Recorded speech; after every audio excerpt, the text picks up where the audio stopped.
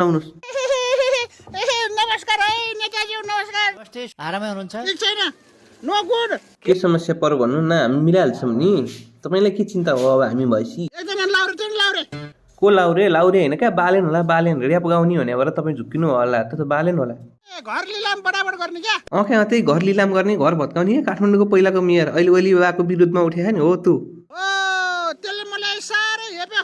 ल हेर्नु भयो, हाम्रो ए ग्रेडको झोलेलाई त्यो बालेन भन्नेले हेप्न पाउँछ? अहिले त जसले पनि हप्काउँछ, जसले पनि थर्काउँछ। के भयो एमाले?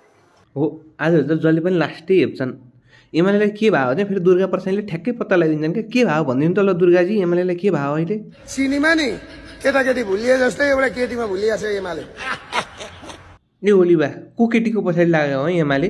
नयाँ नयाँ मान्छे आख्ने कि क्या हो तपाईँहरूको पार्टीमा आज भोलि? तर उहाँ नयाँ मान्छे होइन, मभन्दा 3.5 महिना मात्रै कान्छी हो। बाटो मुनि बाटो माथि ढल्के तिते पाती राम्रामी तरुनीको कोही नभएको जाति। के को 3.5 महिना कान्छी हुने नि? 35 वर्ष कान्छी जस्तो छ फटा बुढा।